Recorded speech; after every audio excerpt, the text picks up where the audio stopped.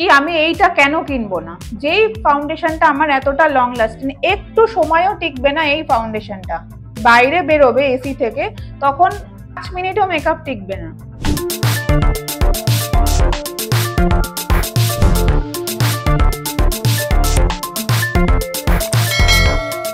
Hello everyone, welcome to my channel. I am makeup artist Ruma Bhattacharya. So আমি makeup শেখাই তাদেরকে যারা ঘরে বসে প্রফেশনাল অ্যান্ড পার্সোনাল দুটো কাজের জন্য মেকআপ শিখতে চায়, আমি তাদেরকেই মেকআপ শেখাই। আর আজকের টপিক সবার জন্য খুবই ইম্পর্টেন্ট।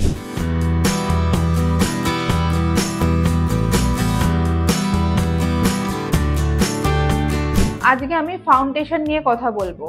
শুধুমাত্র স্কিন টোন বা স্কিন টাইপ বুঝে বা স্কিন টোন বুঝে ফাউন্ডেশন নয়, সিজন বুঝেও ফাউন্ডেশন নিয়ে আজকে আমরা কথা বলবো। মানে ফাউন্ডেশন নিয়ে যত রকমের প্রশ্ন আছে, যত রকমের কনফিউশন আছে, সমস্তটা নিয়ে আজকে আমি কথা বলবো।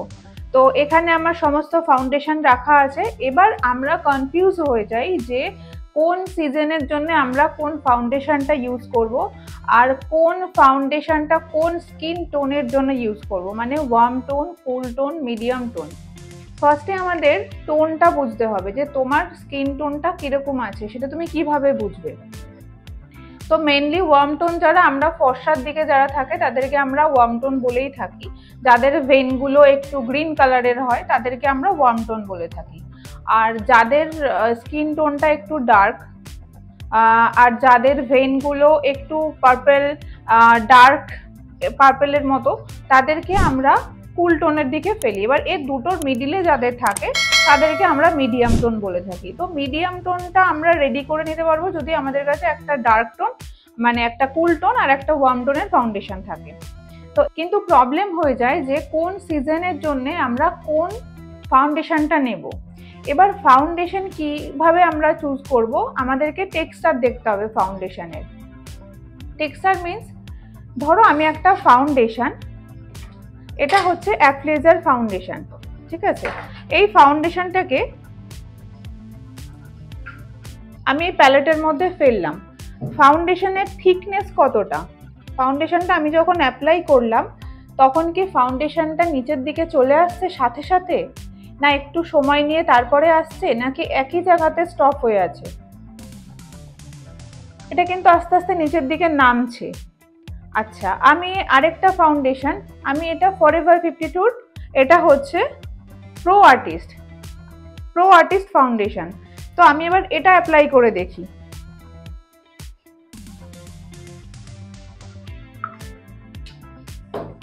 এটা আমি অ্যাপ্লাই করলাম, এটা কি নিচের দিকে আসছে? এটা তো নিচের দিকে আসছে না, এটা মোটামুটি স্টপ হয়ে আছে একই জায়গাতে। তাহলে দুটোর মধ্যে পার্থক্য কি? একটা পাতলা বেশি আর একটা একটু মোটা। এই দুটো ফাউন্ডেশনের মধ্যে হচ্ছে এটা পার্থক্য।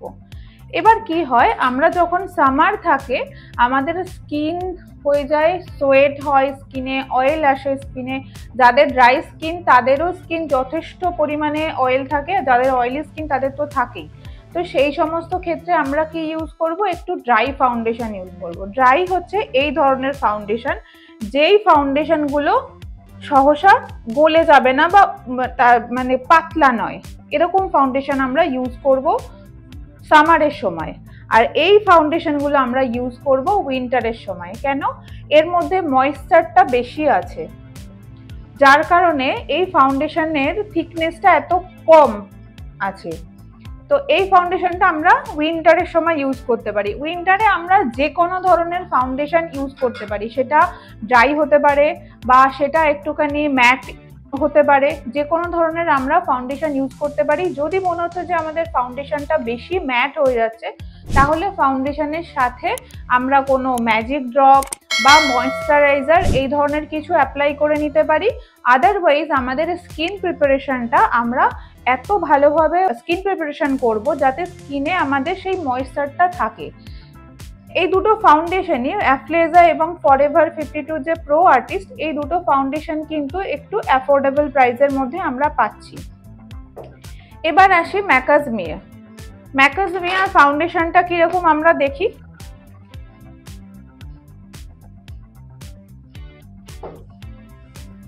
এই ফাউন্ডেশনটাও কিন্তু একটু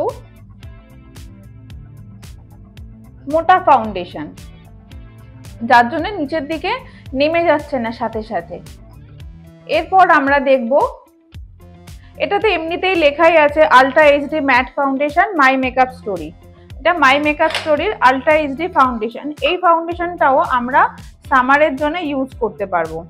এই ফাউন্ডেশনটাও পাতলা নয়, ফাউন্ডেশনটা টেক্সচারটা একটু মোটা আছে। যে এটা দেখো কতটা চলে এসেছে, তার মানে বোঝাই যাচ্ছে এটা যখন আমি ফেসে অ্যাপ্লাই করব তো আমাদের ফেসে তো অটোমেটিক্যালি সোয়েট আসবে, অয়েল আসবে, তো সেটা তাড়াতাড়ি উঠে যাবে।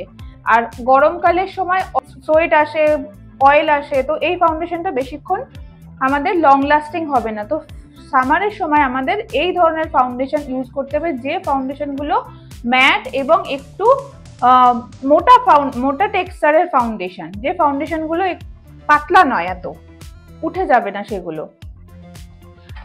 সামারের বেস্ট ফাউন্ডেশন হলো হুদা। সামারের জন্য হুদা হচ্ছে বেস্ট ফাউন্ডেশন। এর উপরে কোনো ফাউন্ডেশন হয় না, যেমনি এর টেক্সচার তেমনি এর লং লাস্টিং। একে 4-5 ঘন্টা, 10 ঘন্টা, 12 ঘন্টা ধরে যদি আমরা এইভাবে রেখে দিই তবুও ও ওর জায়গাতেই থাকবে, ও নড়বেই না, সরবেই না। তো হুদা, যাদের বাজেট একটু ভালো তারা এই হুদার ফাউন্ডেশন নিতে পারে। আর যাদের মোটামুটি একটু কম বাজেট আছে তারা তারা প্রো আর্টিস্ট নিতে পারে। তারা যদি যাদের একটু বাজেট বেশি আছে তারা এটা নিতে পারে, মাই মেকআপ স্টোরির ফাউন্ডেশন। আর মাই মেকআপ স্টোরির foundation, concealer, each and everything কিন্তু ওয়াটারপ্রুফ। তো যাদের মনে হচ্ছে একটু বাজেট আছে, হুদা কিনতে পারছো না, তারা কিন্তু মাই মেকআপ স্টোরিটা কিনতে পারো। মাই মেকআপ স্টোরির প্রত্যেকটা প্রোডাক্টই ওয়াটারপ্রুফ। আচ্ছা, আর আমরা কি কিনতে পারি সামারের জন্য? ম্যাকাজমিয়া কিনতে পারি। ম্যাকাজমিয়া খুব ভালো ফাউন্ডেশন, ম্যাকাজমিয়ার আইশ্যাডো প্যালেটও খুব ভালো, ফাউন্ডেশন ভীষণ ভালো, ম্যাজিক ড্রপটাও ভালো। তো যারা ম্যাকাজমিয়া কিনতে চাইছো তারা ম্যাকাজমিয়া কেনার সাথে সাথে এর একটা ম্যাজিক ড্রপ আছে, সেই ম্যাজিক ড্রপটাও অবশ্যই কিনে নেবে। বিকজ যখন তোমরা এই ফাউন্ডেশনটা উইন্টারের সময় ইউজ করবে তখন কিন্তু এটা প্রচন্ড পরিমাণে ড্রাই হয়ে যাবে। সেই ড্রাইনেসটাকে কভার আপ করার জন্য, সেই ড্রাইনেসটাকে একটুখানি ময়েশ্চার দেওয়ার জন্য আমাদের এর সাথে ম্যাজিক ড্রপটা ইউজ করতে হবে, না হলে কিন্তু শীতকালে মেকআপটা কেকি হয়ে যাবে। মানে কিছু কিছু সময় দেখা যাবে যে স্কিন এত ড্রাই হয়ে যাচ্ছে যে মেকআপটা ফেটে যাচ্ছে।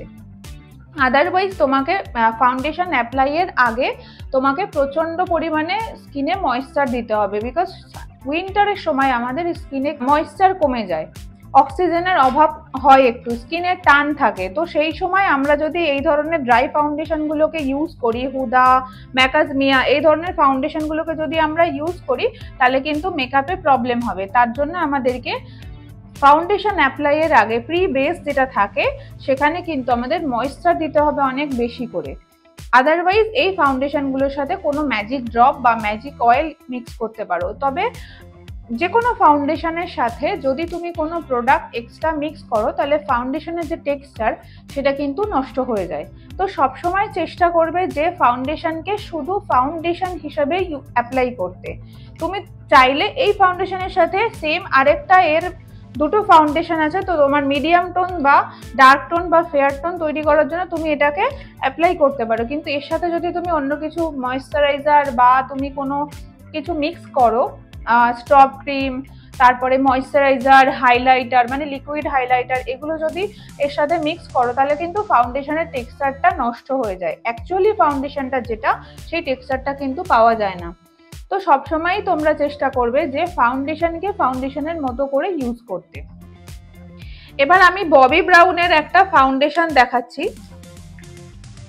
ফাউন্ডেশনটা এতটাই মানে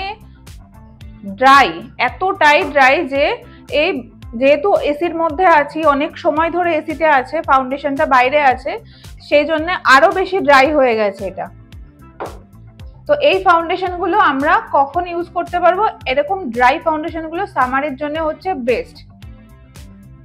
এটাও সেম ভাবে একটু যাদের বাজেট কম আছে, যারা হুদা বিউটি কিনতে পারছে না, তাদের জন্য ববি ব্রাউনও কিনতে পারে। এবার দেখো চারমেসির একটা ফাউন্ডেশন দেখাচ্ছি। চারমেসি মাঝখানে খুব সবাই ইউজ করছিল। এই ফাউন্ডেশনটার কিন্তু আস্তে আস্তে নিচে নামছে। তো এই ফাউন্ডেশনগুলো আমরা কিন্তু সামারের সময় অ্যাপ্লাই করতে পারবো না।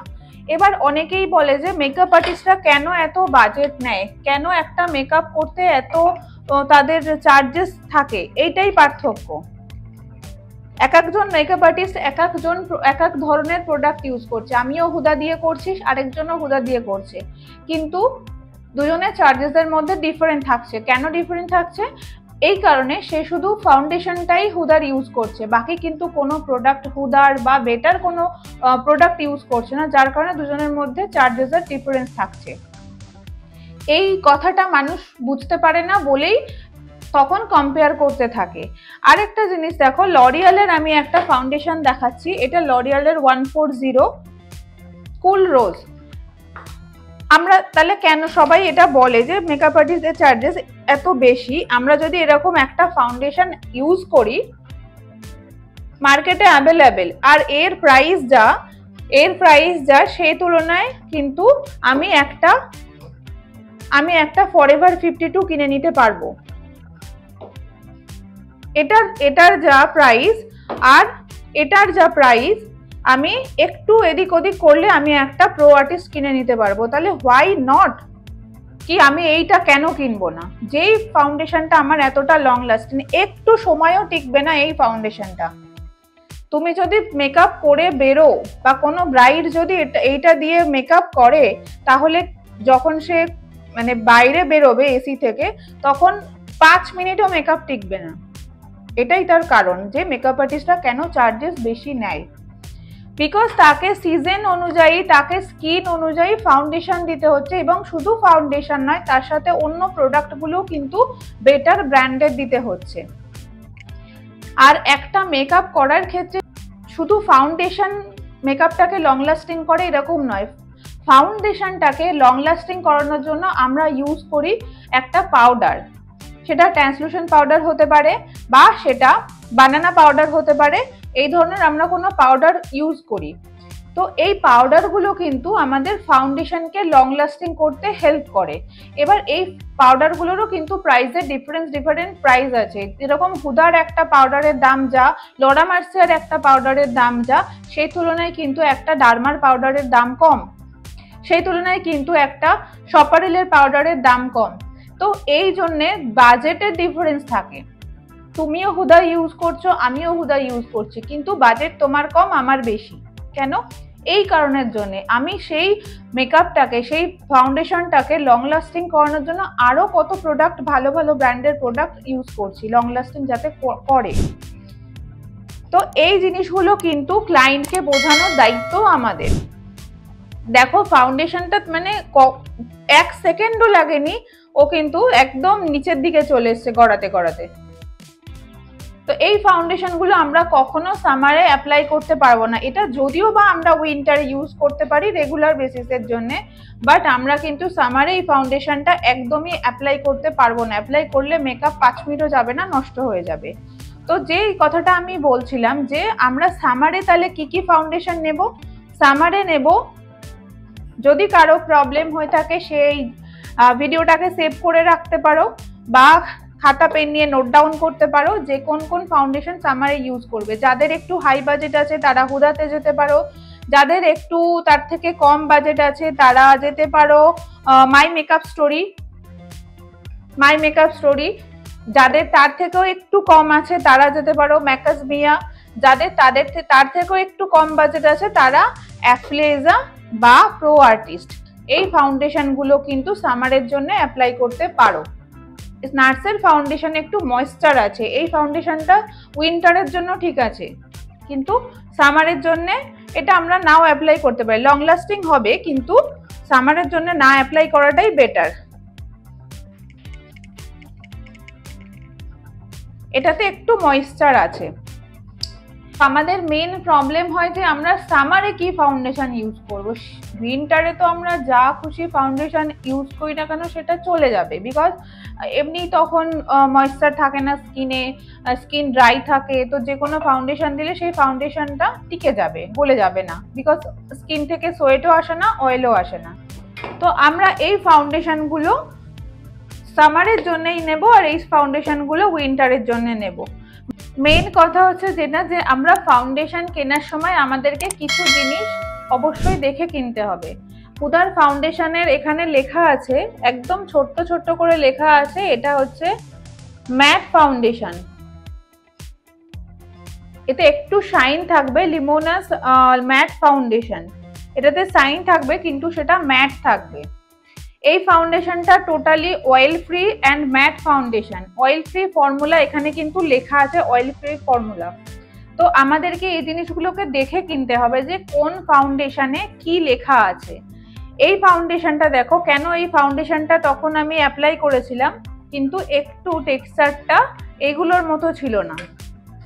একটু দেখো ইলুমিনেটিং, এখানে কিন্তু লেখা আছে ফাউন্ডেশনে এটা ইলুমিনেট, বাট এটা শাইন দেবে না। এটার মধ্যে একটা অয়েলি অয়েলি টেক্সচার থাকবে, কিন্তু এটা শাইন আনবে না। ফাউন্ডেশন কেনার সময় তোমরা একটু দেখে নেবে যে ফাউন্ডেশনের মধ্যে কি লেখা আছে। ম্যাট, অয়েল ফ্রি, এই ধরনের যে ফাউন্ডেশনগুলো আছে, লং লাস্টিং যে ফাউন্ডেশনগুলো আছে, সেই ফাউন্ডেশনগুলো আমরা সামারের জন্য কিনবো। আর যে ফাউন্ডেশনগুলোর উপরে শাইন দেবে, ইলুমিনেট, সেই ফাউন্ডেশনগুলো আমরা কি করব, উইন্টারের জন্য কিনবো।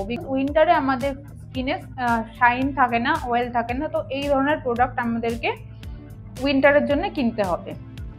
তো আজকের ভিডিও আশা করি তোমাদের অনেকটা হেল্পফুল হলো। যারা নিজেদের পার্সোনাল ইউজের জন্য ফাউন্ডেশন চুজ করতে পারছিলে না তাদের জন্য, প্লাস যারা প্রফেশনালি ফাউন্ডেশন কিনতে চাইছো বাজেট ফ্রেন্ডলি, একটু হাই বাজেটে, তাদের জন্য এই ফাউন্ডেশন টপিকটা আশা করি অনেকটা হেল্পফুল হলো।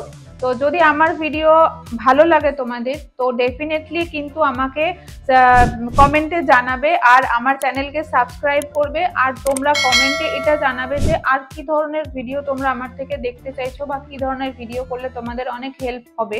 আমাকে ফেসবুক, ইনস্টাগ্রামেও ফলো করো, ওখানে আমি রেগুলার বেসিসে আপডেট দিই।